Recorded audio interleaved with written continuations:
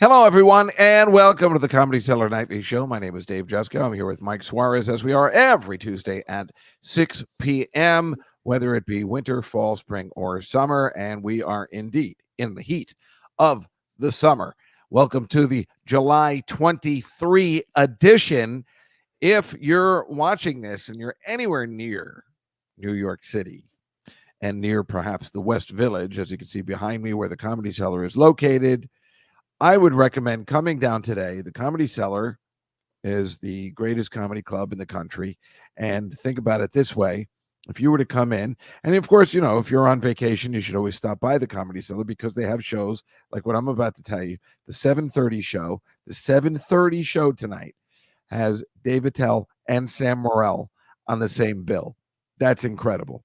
The 7:35 show, because there's 4 rooms, has Ryan Hamilton and Greg Fitzsimmons. Greg Fitzsimmons coming in from California. He's a friend of this show and always comes on. And the 8 o'clock show, whether they be at the Village Underground, the bar, the lounge, or the actual Comedy Cellar themselves, the old original one, has Dov Davidoff, Christy Stefano, and Sam Morril again. So it's a pretty good deal when you got these people that are charging a lot of money for tickets elsewhere. They get to see them right here in a very intimate setting and a really fun time. So the Comedy Cellar. And we also, of course, have a room in the Vegas place, in Vegas at the Rio Hotel in Las Vegas, where our good friend Mark Cohen is the host. And a lot of these, they bring out the New York comics and fly them out. And then everybody can, that place is very reminiscent of what the Cellar is, the Cellar experience here in New York. So it's always super fun all the time. Nice to see everybody. Hello, Marcy. Hello, Anonymous. Going to be late to say she just goes. Oh, that's right. That's right. Hello, Aunt Judy. Well, it's a good thing Aunt Judy's here too. It's my niece's birthday today, so I will be cutting the show a little short because we're going out to dinner this evening. Someplace that this local newswoman runs or owns for years. It's on 52nd Street somewhere. So I'm combining eating and Billy Joel on one day. Of course, I'm going to the Billy Joel concert on Thursday, which one would think the guy's going to bring it, one would think the guy's going to bring it.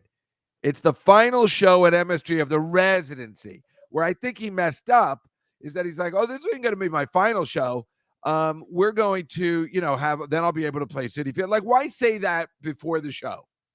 It ruins the fun of the final show. But I'm saying there better be different songs. He better be pulling shit out of his ass, not literally. And there better be special guests. I mean, this better be fun because people are paying a lot of money for this last show or the last play at Shea, you might say. Which, by the way, the last play at Shea, standard. Get all the songs we've been hearing of before. So, I'm just saying. Hi, Barry. How are you doing today? Nice to see you. Barry was so kind. Barry invited me to Duran Duran in Atlantic City in October. And then I realized, I think I'm going to Florida that weekend. I said immediately yes. Then he bought the tickets. I'm like, wait, I'm not used to saying yes automatically. And I guess that's why I always, I always have to wait, let me see. Because I normally never have anything going on. But I remember the end of October, I was planning on, I don't know, maybe I'll switch my dates. We'll see. Anywho, we're having our guest, Molly Heckerling today. Is she here yet? Not yet. Not yet, huh? All right. Well, maybe send her a little message. We'll see if she shows up. I guess in the meantime, like I said, I'm speeding things. You know what? Maybe I'll give her a little text just to make sure because we love Molly. And, she was here for a while and then she went back to that stupid Vermont she lives in. Which makes me angry because I just want to see her in person all the time. As we all love her. Yeah, exactly. That I love when my guests are late. But her, I would let go because We all love it. It's just that it's a short show today. That was the only reason. And I kind of wanted to get started with the new stuff, and that was the only thing. Um, I'm also going to see Sammy Hagar on Saturday in New Jersey. I'm very excited about that. As you saw our guest Don Jameson last week, he's going, and I think I'm going to get to go backstage. I think I'm tailgating with Jim Florentine and Don Jameson. Don Jameson. So we'll see what happens. Very much looking forward to that, but I am nervous about, as you know, day drinking. I'm not very good at it, although I did it this Saturday, but it was in a controlled environment. It wasn't out in the heat. I drank a lot this Saturday at a restaurant, and then I went out to another bar to drink some more. Are you talking about the Molly Heckerling? Yeah, she's here. She's here now? Yes. Well, bring her on. Hi. Hi, I'm sorry. Can you hear me? Yes, we can hear you perfectly. Okay. I was experiencing technical difficulties with my prehistoric laptop. Experiencing technical it's like a tradition.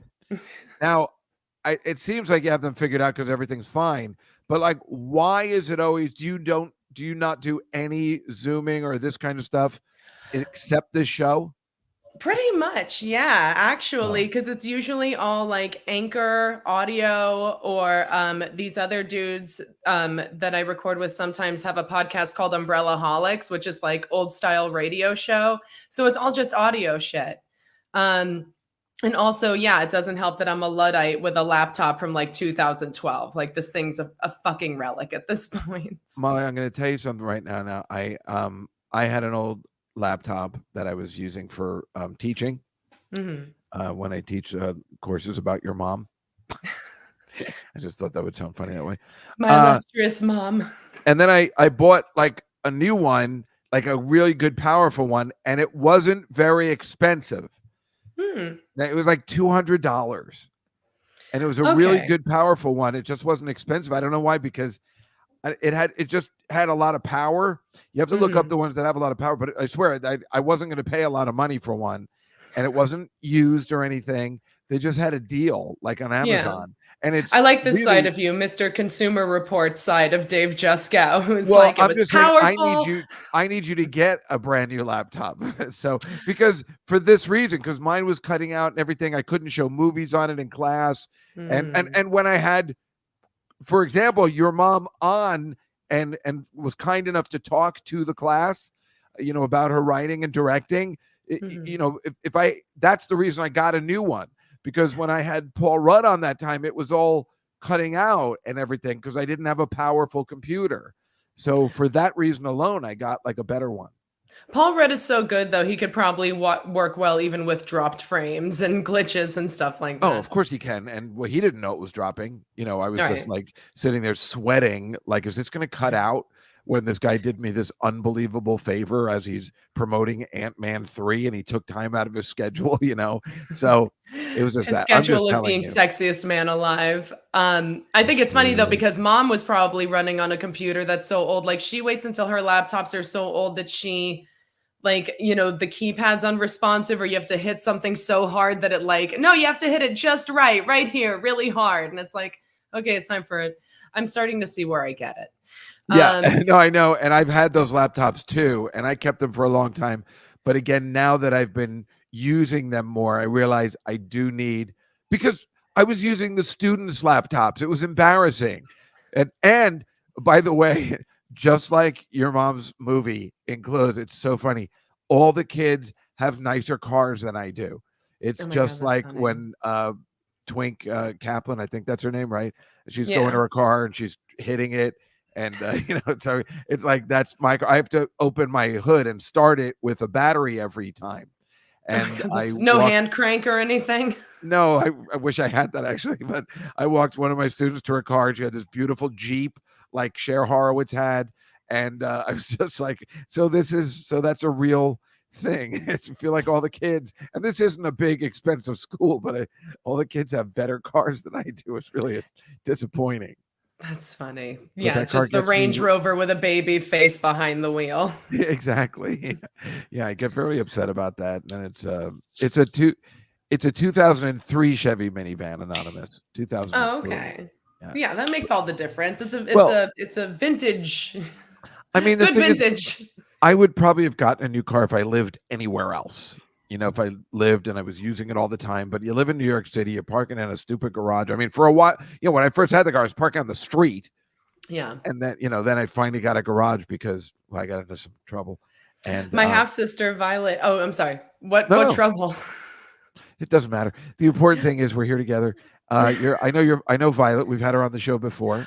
Oh yeah, so she got a car. I think her in-laws might have given it to her, and then she was just lamenting it because having a car in New York is like, I never use it, and I kept it in a garage. And then she told me that like rats built a nest in the engine, and it was just like, like a Mr. Blandings builds his dream car situation. Which, by the way, that movie I just saw 6 months ago for the first time. Oh really? That's a good one. That's Cary Grant, right? Mm-hmm. Right, and they remade it as The Money Pit, I believe, right, with Tom Hanks, Shelley, yes, that horrible The Shelley Money Long. Pit. I guess I should have just said The Money Pit. No, but I knew your reference and I liked it. Thank you. Yes, I always go for the more pretentious reference in case some people don't already think I'm an asshole. Well, that's why we all like you here. We appreciate the pretentious reference, and plus, your movie history, and who doesn't like that, We love movie history. There's a great Simpsons joke. I feel the need to share this with anyone who I think will appreciate it. They were doing the Troy McClure movie spinoffs, and one of them was he was playing Jesus in a movie called Suddenly Last Supper. Yes, I remember that one, and he was also doing the next Muppet movie as well, I believe, in that same. Yeah, because that's the one where they would have the close up, and his skin was all messed up and stuff. Got those Phil Hartman was a genius, and Suddenly Last Supper. Oh, that's brilliant. So those old Simpsons ones, the first, I don't know, 20 years, you get so many good gags and so many lines that I use to this very day. yeah. They're so ahead of their time. I mean, do you still watch them? I still watch them, but and they have like dips and grooves between seasons, but it's not like back in the day when they had all those Harvard boys like Mike Reese and Al Jean writing. And I know, and it's so right. So you're in your 30th year, and it's out of control in the sense of like, I can't believe it's still on. But if you end up watching it like on a Sunday night, in the middle of November or something, there's always like 3 good belly laughs still. It's just not exactly the same. Hi, cousin Frankie. What a pleasant surprise. Anyway, like I said, I don't have a lot. I'm cutting it short today because I have to go to a restaurant here in Manhattan today. Very fancy restaurant later. Oh. So, Mike, who are you dining with tonight? Oh, it's my niece's birthday today. Oh, okay. And so I'm dining with my sister, my niece, and my nephew. At a swank? Are you taking her to a swanky place? My sister's taking her there. There's no way I would take her here. Yeah, this is where she wanted to go. It's called Fresco Scotto. Okay. It's a. Do you know Rosanna Scotto? Because you're from here originally. She's on Fox News, like the local Fox News in the morning. Yeah. And she apparently has a restaurant that I've never been to. It's been around for a while. I think her and her brother own it. And for some reason, my niece has always wanted to go there. So tonight's the night. Meanwhile, I finally went to the diner across the street from my house, which I kept leaving because they kept having the door open that was letting in all the heat. So it was driving me crazy. But I went there like 9:30 last night, and I had this turkey and stuffing and mashed potatoes. It was fantastic. Okay, good. Yeah, I actually care more about the quality of the diner than the fancy place. I'm like, I know. What does a Fox News bitch know about Italian cuisine? But tell me about the diner. Yeah, no, I know. That's why I love you so much. That's why that's the only time we met in person. We met at that awesome diner on the Upper West Side, which I really like, and I would go to at any time. But you never want to come to town. I was in town for 2 seconds, and then but I will be back in town for another 2 seconds. I know. I keep wanting you to come in when we're in the studio, so we can all be in person, which would be super fun. I want to see the studio. I want to go on the grand tour. Quite frankly, I don't like what they did with the studio, Mike. I'm just being honest. I don't like it. I look horrible lately. That old lighting we had was incredible. I'm not happy. Mike, are they fixing it, or is this the way it's going to be forever? It's the way it is forever. It's You look good. You look well lit. no, I'm not in the studio today. I'm at my house. Oh, okay. Oh, okay. But you I'm have the telling good you, lighting in your house. the studio used to have incredible lighting, which would really that make same everybody light's in there. There's something wrong, Mike. There's something different. You got to get a with the red pancake on background. that light, Mike. You got to get a pancake on that light. Yeah. I'm gonna have to Or a come in with some gobo. makeup. Some gels. Oh. Anyway, I mean, the cameras are just in 4K now. So. Yeah, maybe that's the problem. They bought in new cameras and they're a little too good. But Mike, play the or show the news items that I had that I didn't get to last week because we were talking about because the Donald Trump thing happened obviously, and nobody was talking about this guy. It's a good picture of Trump. No, just kidding. I mean, it's pretty fucked up when this is the way I'm gonna die. You know, something big is gonna happen, and then they're gonna be like, and on a side note, not that but it was sad because it's like Donald Trump almost got assassinated, and also Richard Simmons died because he was like messed up. I mean, Molly, did you know anything about his story? Like, if you listen to Howard, like, they were keeping up, like everybody thought his maid was keeping him hostage. Nobody had seen him. No, I had no idea that there was a dark side to the Richard Simmons story. There was a dark side, yes. What's the next picture, Mike? It's just what I was trying to point. Yeah, there he looked, and now you can see why Pauly Shore wanted to do a movie on be him in a movie. They do look extremely similar. They do, actually. Yeah, Pauly could pull it off. Yeah, he could. He wanted to do it, but Richard wouldn't let him do it. But now I guess he could if he wanted to. Well, you want to respect his memory, though, if you didn't want it to. No, you don't. Why? Maybe there's other people. I don't really care. But what I was trying to depict, if you go to the next one, Mike, is like, I mean, what a lot of people don't understand. I mean, this guy was huge. He was big. Not only was this is him on the Letterman show doing stunts. Letterman would have him on. Obviously, Howard would have him on. And I mean, he was huge. And he started as a fitness person, but he was on General Hospital. And what is it she's saying? Donald Trump never actually needs to cheat. Right.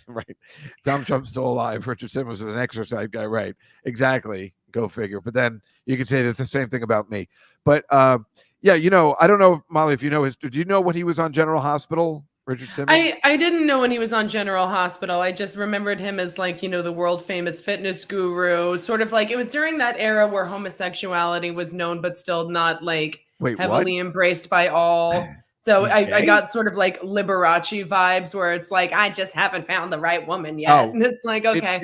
That was the bad part. He could never admit it because he's coming from this old school. Yeah, it was really kind of sad in a way. But he seemed like a really sweet person. I've actually found a copy of one of his diet books at a thrift store with my old bandmates once, and we bought it, and we were just cracking up flipping through his diet book because it's like all these very broad photographs of him being like, no, like you're not having this, you're not having that. Very cute. We lost him and Dr. Ruth like in the same week. It was just like all of the 90s icons. I think that's the next picture. Oh no, that's him on the Larry Sanders show. And let me tell you something. Funny. If you get to go on the Larry Sanders show, you win the prize. Richard Simmons was that big that he got on the Larry Sanders show, which is the greatest television program of all time. And look at the fit. It's so good. It's so much pattern play. It's abuse.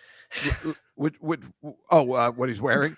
Well, he would always wear those ridiculous things. But again, this General Hospital, that's what people don't understand, in the early 80s, was the hugest of huge soap operas. And he was a guest on it all the time. I mean, he really had it going on. But the next picture, Mike, I believe is, that's Dr. Shannon Ruth. Doherty.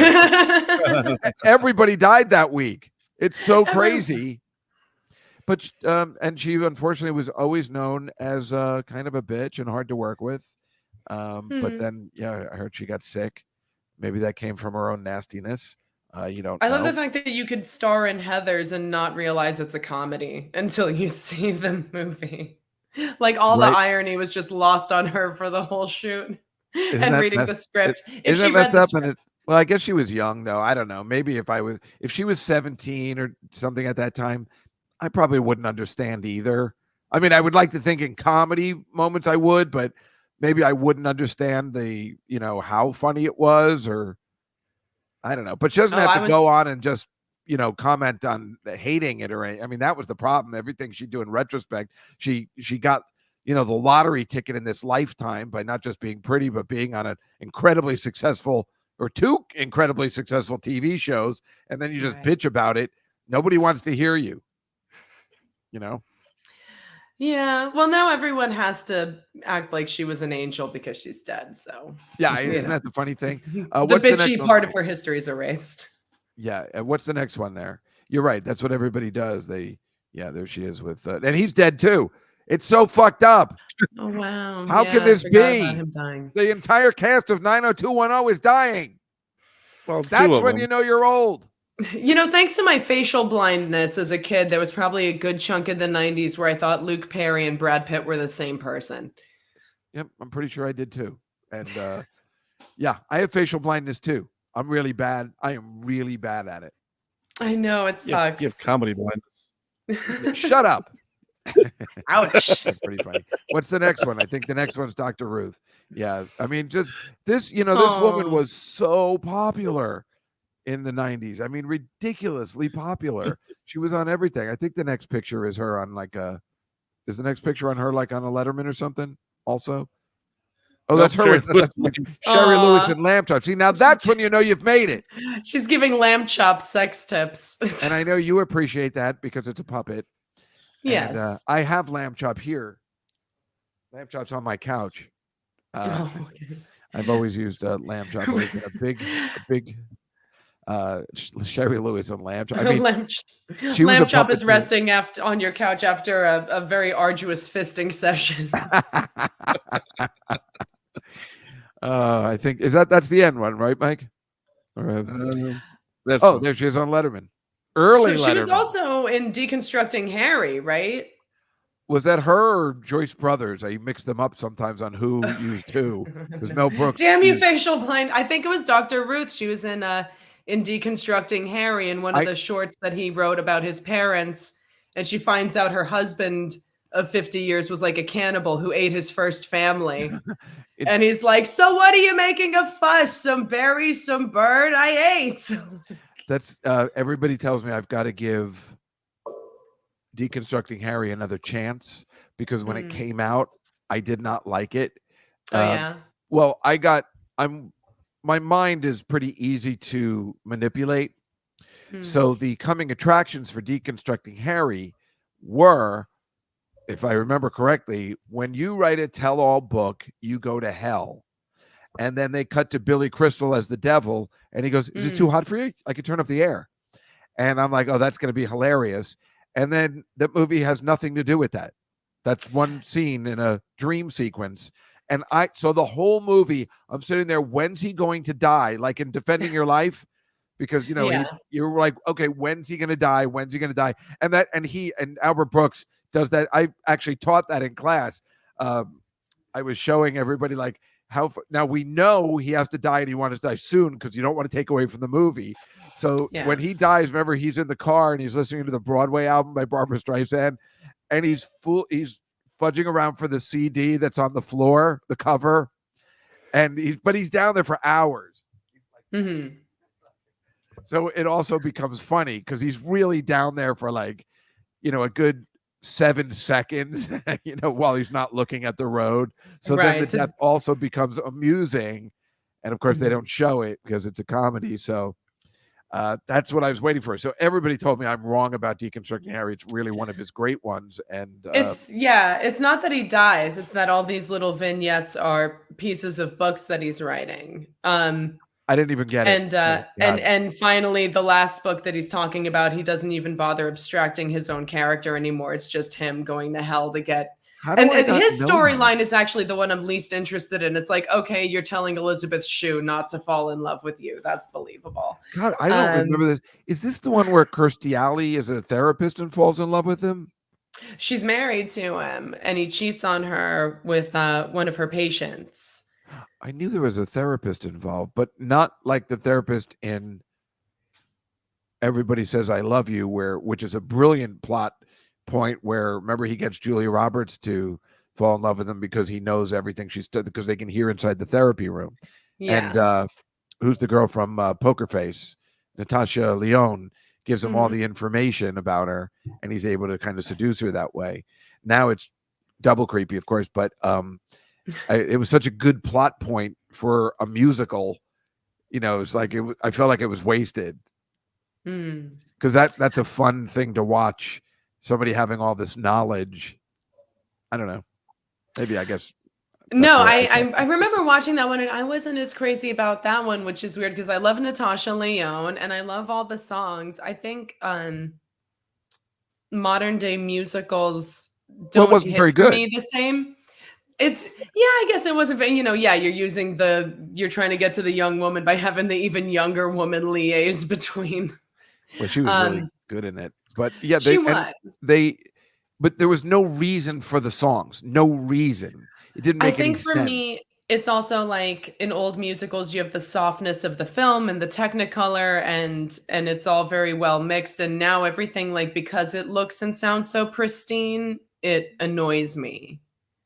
It's not cartoony enough. It's not abstracted enough from reality. A good point. Those scenes in Paris are very beautiful and well shot, and the scene with him and Goldie Hawn, like on that the Seine, where they're dancing on the Seine. Yeah. And he's lifting her up and she's floating. That was kind of nice, but it does look much more pristine, and we prefer the old school stuff. I was just watching Summer Stock with Gene Kelly and Judy Garland. It was on TCM. And, I never saw that. Yeah, it's not very good. And it clearly just takes place on one set, and it all takes place in a barn, and they're putting on a show. I mean, it's just absolutely classic, but it's Judy Garland and Gene Kelly. So I wanted to check it out because I had never seen. I'm like, what is this? And I think it has that legendary ending. I think she does the forget your troubles, come on, get happy. Shake all your cares away. Because I think Liza Minnelli says, and that was Mama's best. Mama's best. I bet if I saw 5 minutes of La La Land, I would want to blow my brains out. Oh yeah, no, it was horrible. I hated it. I can't believe it almost won Best Picture, and how funny of it to win for 2 seconds and then got it taken away. So we win. Let me just say this also, by the way, I meant to tell everybody, our friend Scott Gornstein, who we have on the show on the Oscars all the time. He, as you know, has this Twitter site called Liza Outlives. And yes. Oh, I love that site. Yes. Oh, did you see what happened this week? No, I didn't. Well, he broke the news of Joe Biden dropping out of the race. Liza outlives the Joe Biden. And it was fantastic. And it was just so funny. I that's how I found out. Oh my God. And that's how I found out. That's how I found out the Queen was dead.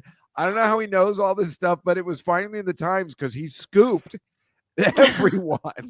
He's getting this directly from Liza, being like, I outlived this one. It's just he's so funny, and we went to college together, so I've known him for years, and he is just so hilarious. And that site is absolutely brilliant, and it is really funny. I mean, she just is outliving actually everybody, but then the fact that he makes these events, it's really great. And then I get that it was in the Times because he scooped everyone, and he sent it to our friend who we're going to have on the show soon from CNN, one of the reporters, Miguel Marquez. And Miguel was like, yeah, I saw that. How did you scoop CNN? It was really, really terrific. So yeah, we have all that. Mike, why don't we go to the slides so we can take a look at what happened this week? Not a lot happened this week. Yeah, there wasn't a lot going on. No, hold on. Yeah, no, pretty uneventful week. Did you send me the? Oh, you have the slides on your end. Oh my God, I have the slides on my end. Right, play the. Right. Sorry.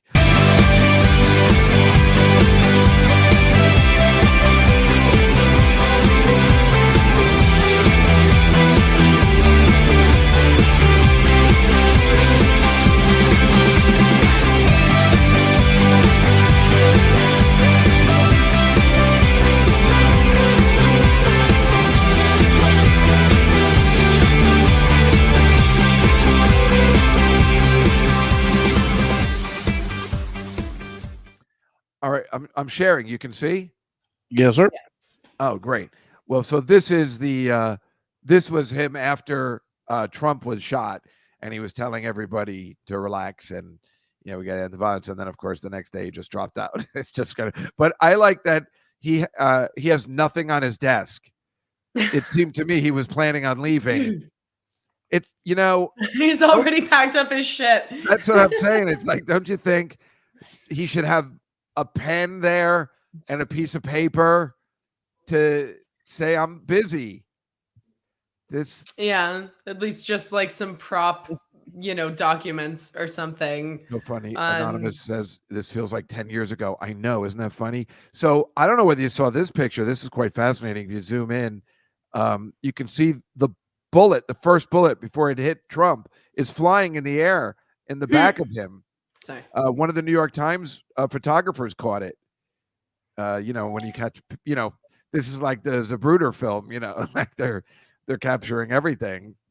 But this would be a perfect time for conspiracy theorists to be like, actually, it's a UFO in the background. It's a UAP behind Donald Trump, and they tried to take him out. It's a big conspiracy. The UFOs tried to take him out because they've seen the future. It's that's funny, but it's funny that you think that's not going to happen. So that's Liza Minnelli knows all, and now so do you.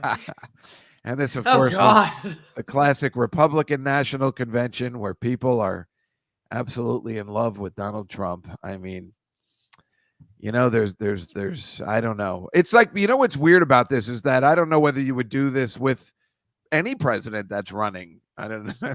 Maybe Bill Clinton. The color coordination is good. They're wearing red. His face is red. Oh, no, I like that. I'm just saying, I don't know if I'd be so in love with anybody that was, I find Kamala Harris attractive. Maybe I would do that. I don't know. Yeah. But look at these people in the audience. Oh, my God. What is happening? It's like the black kid with the cowboy hat at the Donald Trump rally. If you came back in time and you came back to the future, somebody's laughing really hard right now. And Martin Luther King would be sitting there going like, what the fuck happened? Oh my God. Do you ever see that episode of Boondocks where it's like it's an alternate timeline where MLK is cryogenically frozen and then reawakens in the modern day. And he's just like, like, this is not what and they're talking about the Boondocks would be in like the 90s, right? Oh yeah. Talking about the comic strip. They made a cartoon show of it after the comic strip. So it's a whole episode where MLK is reanimated in the 90s and he's just like, what the fuck happened? That could just be a series. Yeah. I mean, this is just so everybody here hates women and I don't know. Everybody, it's just this guy. Everyone hates women. Now here's Amber Rose to twerk in front of you and act like it's the party of inclusivity. And I don't have a picture of I was just thinking of Hulk Hogan.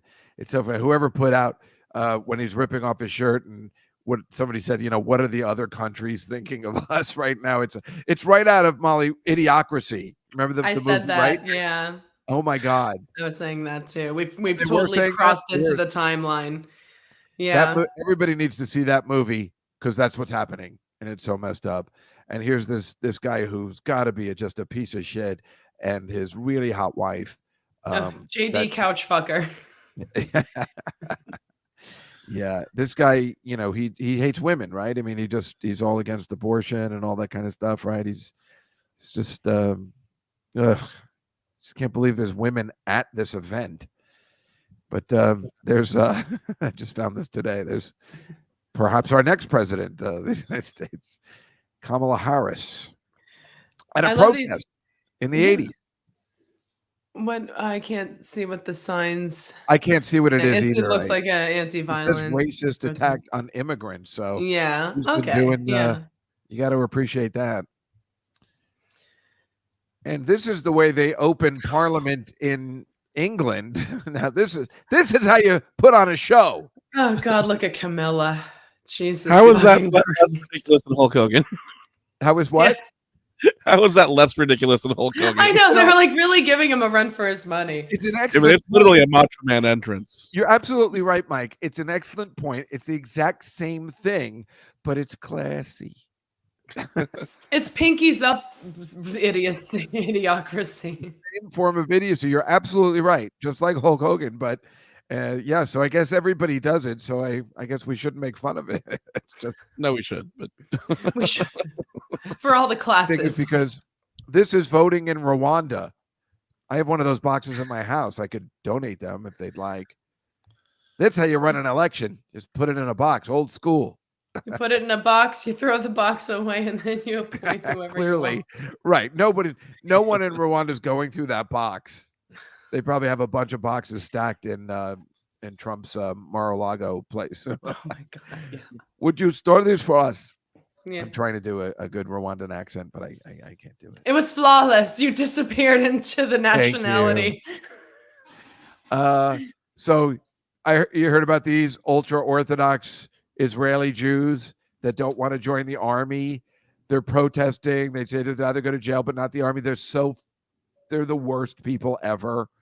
It's so unfair. Everybody who lives in every citizen goes to the army. Men, women, everybody goes. That's the deal for living there, right? And these guys are just making everybody look foolish. They don't want to go to jail. They had a deal for a while, and now they're like, why should they have a deal? These people are awful. They're not I'll plead the fifth on this one. Why, you're okay with this? These are the ultra-Orthodox that hate women, that don't let women pray at the Wailing Wall, that throw stones at women at the Wailing Wall. I think that if they were on the other side, you'd be overlooking that aspect because, no one seems to have any problems with ultra-Zionists who are also still incredibly misogynistic. I feel like if you're a Jewish conscientious objector, there's probably a good reason. You don't want to see what happened to us happen to anyone else. Yes. I don't know. I just don't like these guys, and I know they're cruel to. I don't like them either. They're ugly. I mean, well, yeah. And speaking, I'm just kidding. I'm just kidding. I don't know. I mean, I hate everybody. So the longer I live, the less I want to. So I can't really safely say I'm going to. And of course, they smell pretty bad because they don't seem to bathe. This is a Hindu cleansing ritual. They're praying before taking. Oh, the Hindus smell great. I'm saying everything wrong today. Well, that's why the ultra Orthodox don't smell very good, because they're wearing these huge outfits in the summer time. I think we were talking about that last week. There's nobody knows what the right religion is, but we have to assume this one's wrong, because I really don't think God wants you to wear wool clothing in 100-degree weather.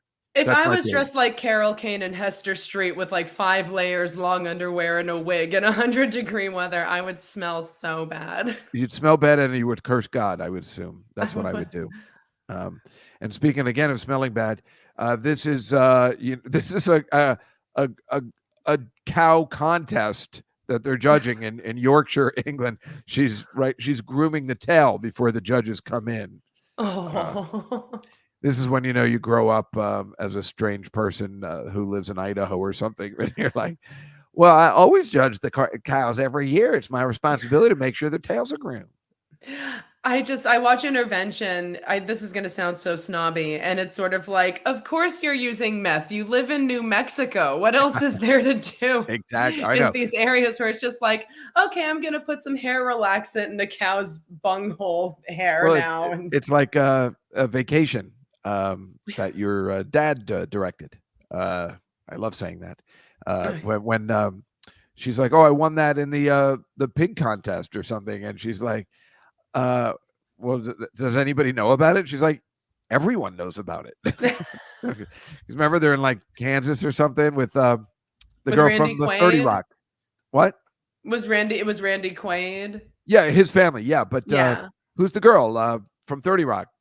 She's famous. Was she the one who was on Ally McBeal? Yes. The blonde one? Yes. I forget her name. Damn it. I have a picture with her. We were in Ireland. Oh, well, then you're really at fault because you know her personally. I know. I just can't think of her name right now. You were like, I have facial blindness. I thought it was Katherine Heigl. I don't remember. Well, I mean, I saw this girl, she played the kid. Daddy says I'm the best. But she, in fact, wait a minute.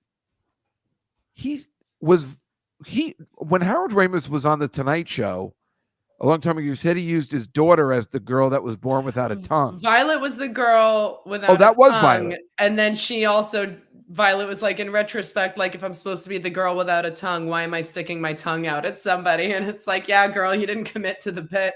Jane Krakowski. Right. Good work, Marcy.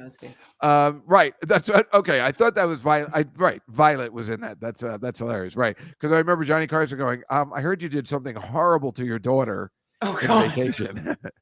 He's like, yeah, she was born without a tongue. Big laughs from the audience. I remember watching that episode. Of course, this is Bastille Day, which, France is having a little resurgence. They're having a good time. And I heard of the opening is going to be right at the Eiffel Tower.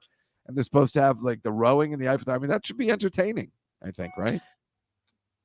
I like this photo because it looks like they're celebrating Bastille Day by blowing up the Eiffel Tower. By blowing up the tower. It's Arbor Day. We're cutting down all the trees. Are you looking forward to the Olympics at all? I'm not an Olympics person. Really? I kind of am excited. I'm excited that you're excited. I don't know. Sometimes like late at night when they have diving or water polo on, I'm interested. Archery, just for a couple of moments. Well, yeah, you like click watching on for to see 5 minutes of shot putting and be like, exactly. Right. Yeah, pole vaulting, that kind of stuff. They never show that on NBC. You got to find those real, and it's hard. At least when it was on one channel, they would just have a moment for those things. Now you got to find they do not put shot putting on TV. Right. You got to go look for that one. It's really tough. And this guy just won the Wimbledon. Carlos, the Natalie Portman Award. She does look like Natalie Portman, right? That's the Princess of Wales. Oh, damn you! But she does. But you're right. Now that you mention it, she does look like her. This guy, I think this is the second year in a row that he won. And this was so messed up. If you heard about this, at the Hard Rock Stadium in Miami, there was a big soccer game that no one, mostly in this country, doesn't care about. And these people were just trying to break in without tickets. Oh, it looks like a bunch of people being like trampled or closing a gate, like as they're trying to run away from something. I mean, why would they go there without tickets? Like, why do they think they have the right to go in without tickets? Because they're horrible people. But They're basically, a bunch of people came in without tickets, started crushing people against the gates. They opened the gates. People were coming in through like vents and stuff. Basically, it's broke in.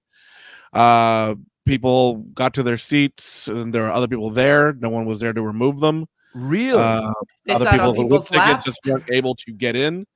They were just told, "We're full. Sorry." People who paid thousands of dollars for tickets. Why was it such poorly run?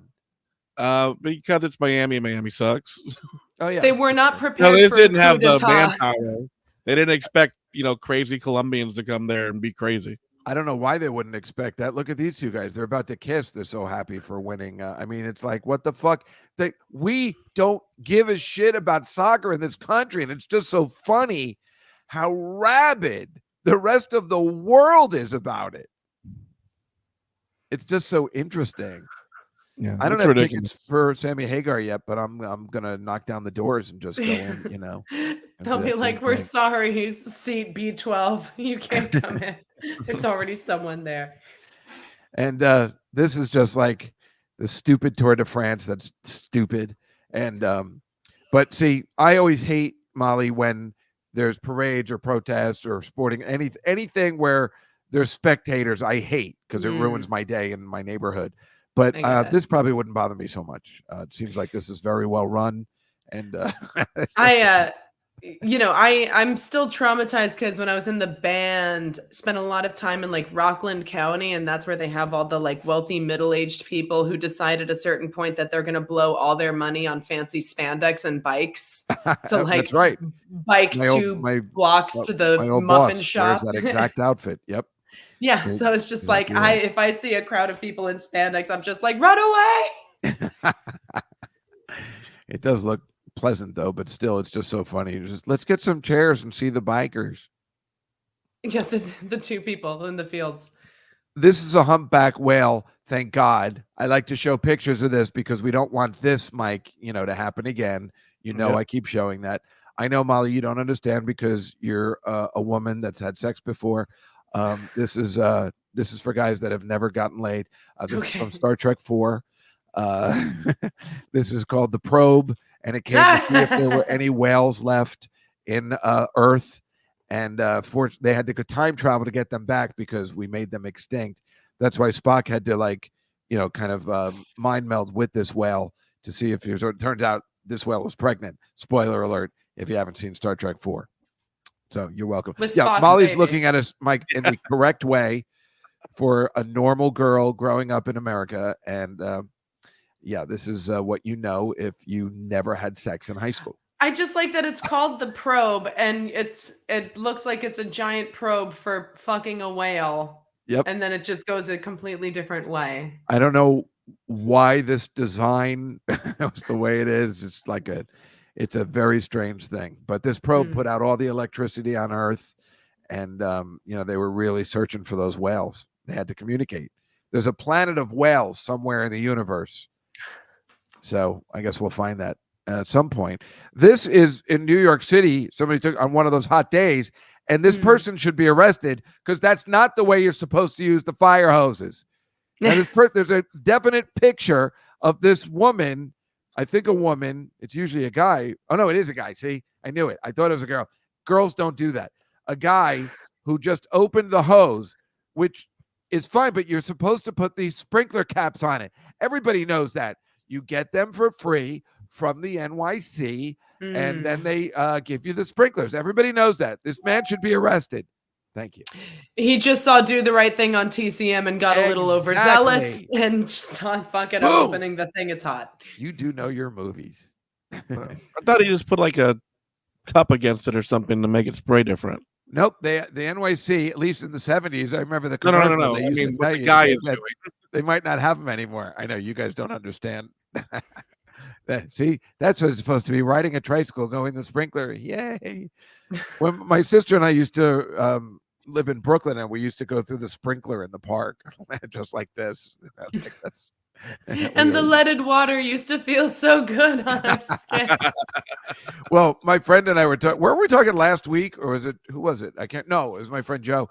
We talked about the most thirst-quenching water of all is the hose in the backyard. If you're growing up in the suburbs, the most thirst-quenching water ever is just drinking from the hose, like the guy from in Godfather 2.